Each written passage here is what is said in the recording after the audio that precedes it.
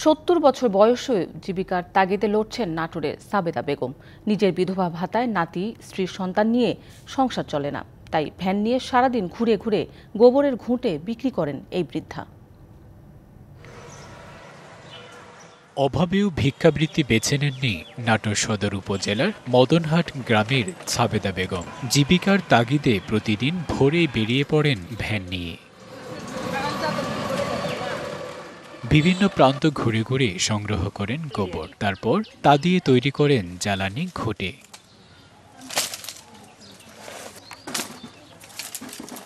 দৈনিক সাবেদা বেগমের আয় ২০০ থেকে ৩০০ টাকা, আর এতে চলে নাতির স্ত্রী সন্তান সহ কয়েকজনের ভরণ পোষণ।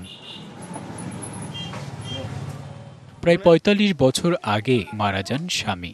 নিজের বিধবা ভাতা আর দিনমজুরের কাজ করা নাতির উপার্জনে সংসার চলে না, তাই ৭০ বছর বয়সেও কাজ করতে হচ্ছে সাবেদা বেগমকে। আমার নানু অসুস্থ হয়ে গেল, মারা গেল, তখন আমার নানি আপনার মানুষের বাড়ি বাড়ি দেলে বিক্রি করা শুরু করলো। মাথায় করে যায় দেলে বিক্রি করে মানুষের সাহায্য সহযোগিতায় লোন টোন করে নিয়ে দেলে বিক্রি করে। আমরা উনি থেকে একমাত্র কারণটা উনি একদম মনে করেন নিরহ লোক। Redmi 13 স্টাইল বানাই দুনিয়া কাঁপায়।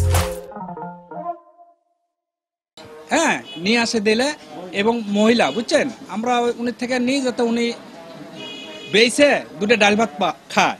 উনি হচ্ছে তেলকুপি থেকে দেলেলি আসে, এই মোটামুটি ২০-৩০ বছর থেকে এই মহিলা এইভাবে ব্যবসা করে, চালাতে পারে না, ভ্যান টানিয়ে এসে ব্যবসা করে। সরকারি অনুদান পেলে তার আয়ের পথ করে দেওয়ার আশ্বাস দিলেন স্থানীয় জনপ্রতিনিধি।